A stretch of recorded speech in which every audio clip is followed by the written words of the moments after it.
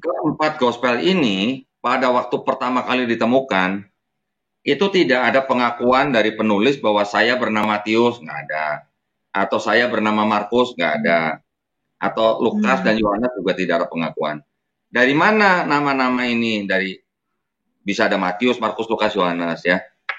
Nama-nama ini ternyata baru diatributkan oleh bapak-bapak gereja awal. Yang pertama itu oleh Santo Papias namanya.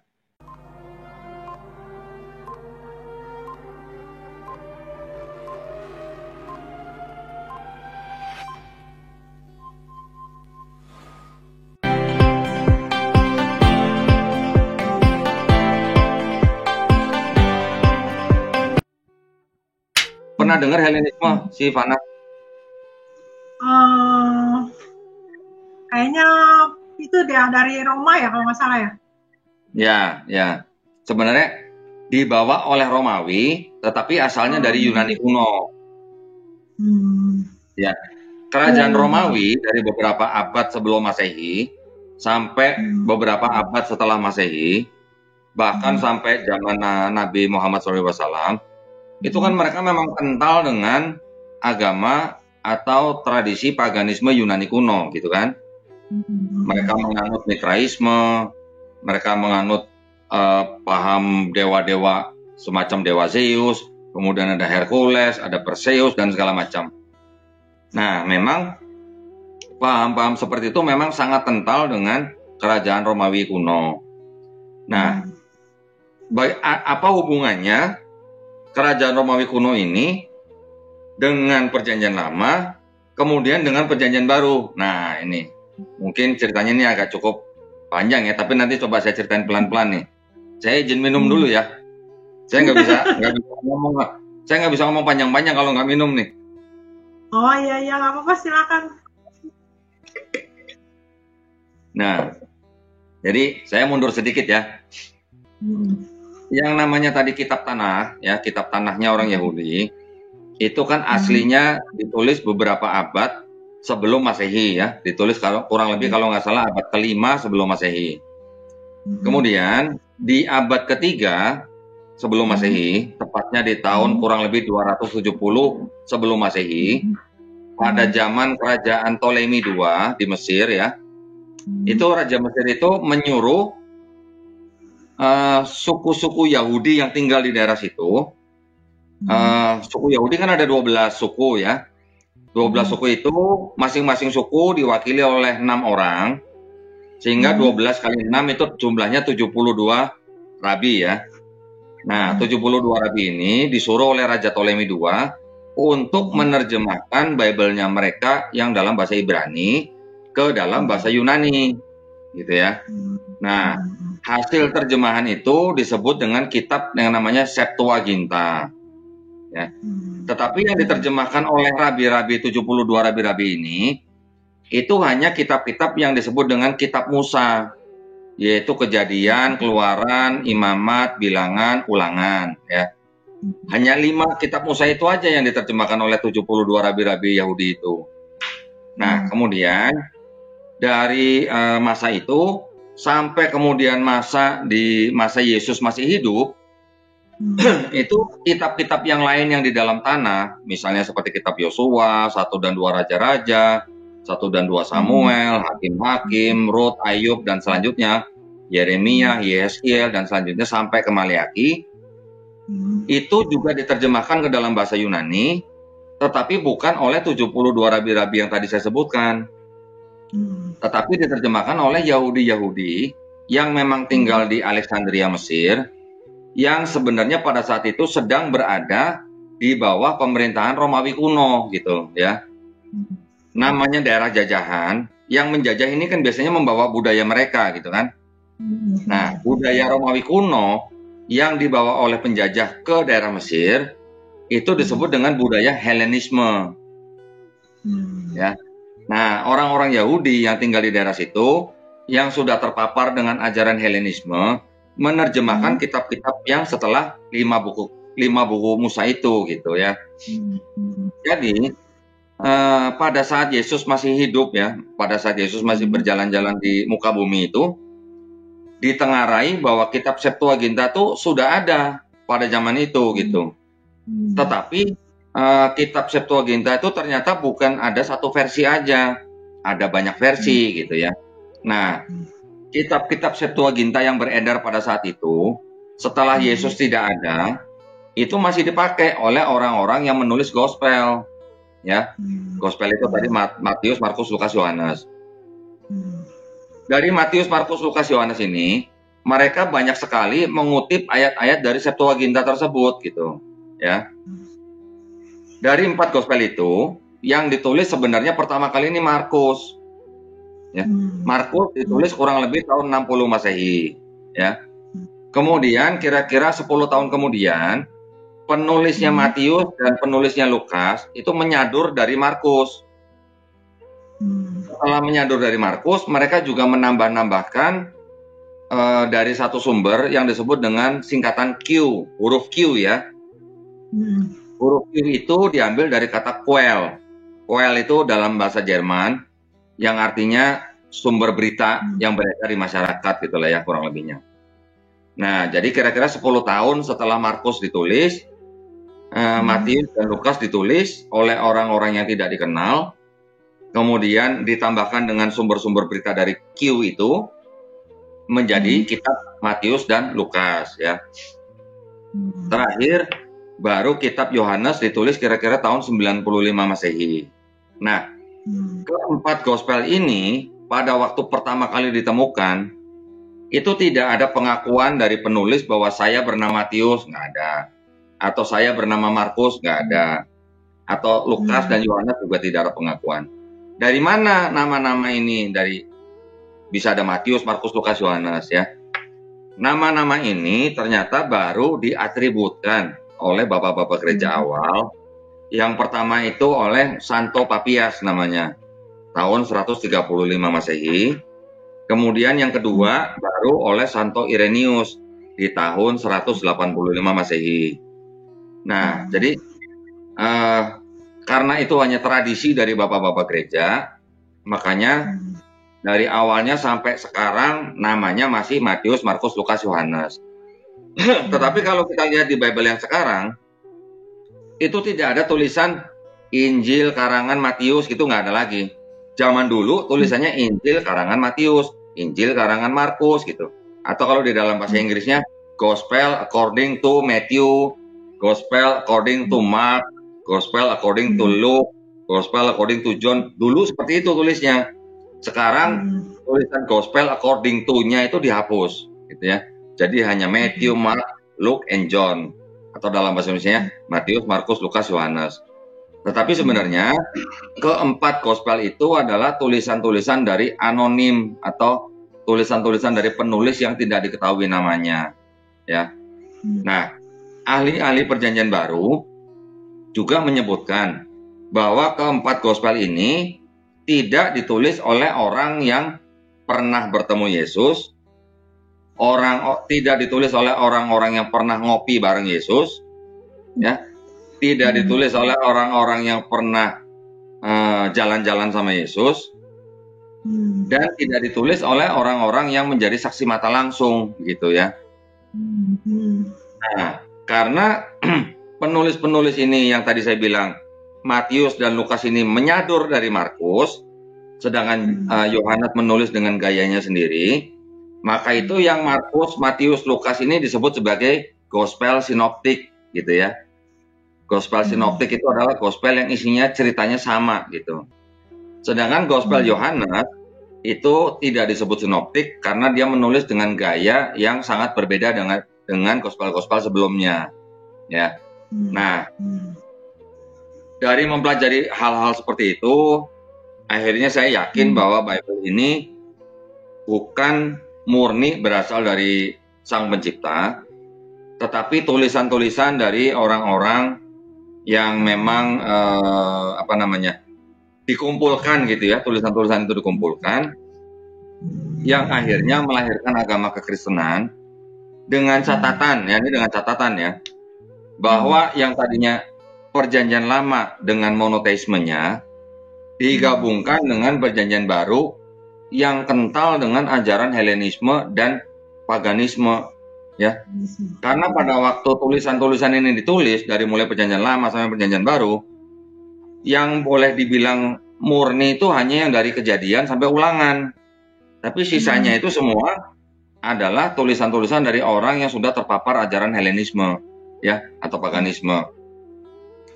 Sehingga yang awalnya dari Perjanjian Lama itu monoteisme digabungkan dengan Perjanjian Baru yang kental dengan ajaran paganisme, akhirnya timbullah agama kekristenan, ya, yang mana dengan konsepnya itu Yesus sebagai sentral figur, ya, sebagai sentral profil, disebutkan bahwa dia adalah Tuhan sendiri yang menjelma menjadi manusia. Kemudian dia sendiri disebut sebagai anak Allah atau anak Tuhan, gitu kan. Dia lahir dari perawan suci Bunda Maria, yang mana dia mati di atas kayu salib untuk menebus dosa manusia, kemudian bangkit di hari ketiga, kemudian dia diangkat ke langit, ya, bukan surga loh, ya, ke langit. Nah, jadi konsep-konsep seperti itu ternyata sudah ada di masyarakat penjajah area situ. Artinya sudah ada di konsep-konsep paganisme Romawi kuno dan Yunani kuno, gitu. Contoh, misalnya gini, Tuhan menjelma menjadi manusia. Makanya Yesus di Konsili Kalsedon tahun 451 Masehi disebut sebagai 100% manusia dan 100% Tuhan, gitu kan? Di Romawi kuno atau Yunani kuno juga ada paham bahwa Dewa Zeus sebagai dewa yang paling berkuasa menghamili seorang perempuan bernama Danae melalui hujan emas, kemudian mempunyai anak bernama Perseus, ya, kemudian menghamili perempuan lain, mempunyai anak bernama Hercules. Maka itu Perseus dan Hercules itu disebut sebagai setengah manusia, setengah dewa. Mirip nggak konsepnya? Iya, mirip. Mirip nggak? Iya, mirip. Mirip ya? Iya. Kemudian, contoh lagi, Yesus mengatakan bahwa di Yohanes pasal berapa saya lupa, pasal 6 kalau nggak salah, mengatakan bahwa inilah tubuhku dan darahku. Pernah dengar kan? Iya. Pada saat acara perjamuan kudus, Iya. dengan engkau memakan tubuhku dan darahku, artinya engkau mengingat aku. Ini sebagai lambang akan aku, begitu kan?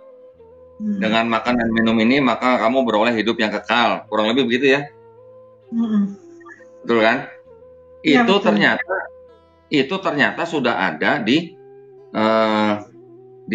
daerah Mesir yang berasal dari tulisan-tulisan inskripsi mengenai dewa Osiris. Tubuh dan darahnya Osiris juga dilambangkan dengan roti dan anggur. Mirip nggak? Mirip. Kebetulan. Konsepnya sama Ya. ya, cuman beda tokohnya ya. Iya, betul. Nggak, pertanyaannya apakah itu kebetulan?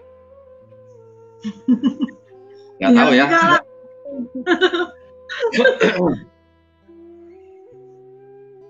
Kemudian ada lagi, contoh misalnya. Di Markus ditulis ya, yang terjemahan lama ya. Inilah kabar baik mengenai Yesus Kristus, ya kan, sebagai juru selamat manusia, gitu kan. Ternyata tulisan-tulisan atau inskripsi-inskripsi kuno mengenai Raja Julius Caesar, mengenai Kaisar Augustus, itu juga sama. Mengenai kelahiran mereka, orang tuanya mereka siapa, lahir menjadi manusia sebagai juru selamat manusia. Dan itu merupakan kabar baik buat manusia. Mirip nggak? Mirip. Mirip. Kebetulan gitu. Saya rasa sih nggak kebetulan nih kalau bisa banyak persamaan begitu, cuman beda ininya aja. Secara konsep sebenarnya sama itu. Nah, cuman gitu ya. dibedain tokohnya aja kayaknya itu. Oke lah, mungkin karena baru 3 jadi mungkin kebetulan lah ya. Anggap kebetulan lah. Nah, ada lagi begini. Di dalam Matius, Markus, Lukas, Yohanes, kan tadi saya bilang yang Matius dan Lukas ini kan menambahkan dari sumber Q ya. Iya. Nah, kita lihat di dalam Matius itu ada cerita mengenai pada waktu Yesus disalib. Kira-kira jam 3 sore kan Yesus kan meninggal gitu kan. Pada waktu Yesus meninggal di atas kayu salib, langit gelap, kemudian ada gempa bumi ya. Yang lain gak ada cerita gempa bumi nih. Cuma Matius saja cerita gempa bumi. Kemudian bait Allah terbelah dua, tirainya sobek. Kemudian setelah Yesus dibangkitkan, kuburan orang-orang suci ya, kuburan orang-orang suci, atau orang-orang kudus itu terbelah dua dan mereka bangkit dari kubur. Dan mereka berjalan-jalan masuk ke dalam kota Yerusalem. Ya, perhatiin ya. Ini hanya Matius yang cerita, Markus nggak cerita, Lukas nggak cerita, Yohanes nggak cerita. Kalau menurut Sivana, kalau ada mayat bangkit dari kubur di Tangerang Selatan gitu, geger nggak kira-kira? Zombie dong. Itu namanya zombie, itu mayat berjalan, mayat hidup. Nah, namanya zombie. Nah, ini ada orang-orang kudus yang sudah meninggal, bangkit dari kubur, jalan-jalan ke dalam kota Yerusalem. Kira-kira geger nggak? Bukannya geger lagi, itu udah pasti viral itu.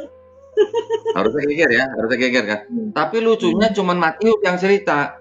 Markus nggak cerita, Lukas nggak cerita, Yohanes nggak cerita. Apa mereka nggak dengar ceritanya atau bagaimana gitu? Padahal Matius ini malah nyadur dari Markus gitu loh. Markus yang disadur oleh Matius malah nggak cerita sama sekali. Nah, itu satu keanehan kan. Nah, ahli-ahli dari Perjanjian Baru, dari kalangan mereka ya, dari kalangan Kristen sendiri ya. Contohnya seperti Mike Licona ya. Mike Licona itu bilang bahwa cerita seperti itu adalah cerita yang aneh gitu. Atau disebut sebagai strange report gitu ya, di bukunya dia. Saya lupa judul bukunya lah. Kalau mau tahu nanti saya bisa cariin nama bukunya. Kemudian ada juga nanti ahli Perjanjian Baru, profesor ya, namanya William L. Craig, itu dari kalangan kekristenan juga. Mereka dia juga bilang bahwa tulisan Matius ini hanya ahli-ahli yang apa namanya, yang atau yang konservatif, yang percaya gitu. Artinya kalau ahli-ahli yang sudah kontemporer, yang modern, mereka nggak akan percaya itu cerita benar gitu ya. Itu pendapat dari ahli-ahli kekristenan sendiri loh ya, bukan pendapat dari Islam loh, bukan loh. Ternyata bahkan seorang sejarawan yang paling terkenal, yang paling top di abad pertama, yaitu Flavius Josephus, dia juga nggak cerita ada zombie jalan-jalan ke Yerusalem gitu. Nah, dari mana itu cerita zombie masuk Yerusalem gitu? Ternyata di cerita-cerita paganisme Yunani kuno itu ada yang namanya festival Antesteria. Festival Antesteria itu adalah festival yang memperingati orang-orang yang sudah mati bangkit dari kubur, jalan-jalan di dalam kota gitu. Mirip nggak? Mirip ya. Nah, kebetulan nggak itu kalau begitu? Kira-kira gitulah ya. Ini Sivana kelihatannya koneksinya terputus nih Sivana nih. Iya, nggak kedengeran saya tadi. Pak Dondi ulangin lagi. Saya juga hilang tadi sinyalnya tuh. Iya. Nah, tadi yang terakhir, cerita terakhir tadi dengar?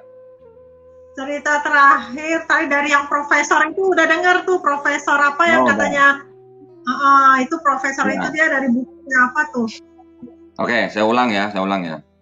Ternyata cerita di dalam Matius itu mirip sekali dengan cerita di paham paganisme Yunani kuno, yang mana ada cerita orang-orang yang sudah mati bangkit dari kubur, jalan-jalan masuk ke dalam kota, yang disebut dengan festival Antesteria. Gitu. Mirip nggak? Iya, mirip. Kebetulan nggak kira-kira?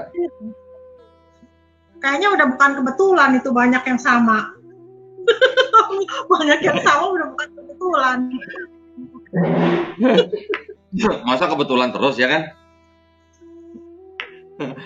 Iya. Nah, jadi dari situ hal-hal seperti itu saya menganggapnya ini sudah pasti ini buatan manusia gitu ya. Kalau menurut saya ya pada waktu itu ya. Jadi akhirnya saya memutuskan untuk bersyahadat di tahun 2014, tepatnya di tanggal 25 Juli 2014, 2 hari sebelum Lebaran waktu itu, ya. Yang menyaksikan saya syahadat itu hanya karyawan saya plus istrinya gitu, sama ustadz yang mensahadatkan saya gitu. Nah, ceritanya kurang lebih sampai proses saya bersahadat kira-kira seperti itu, Sivana.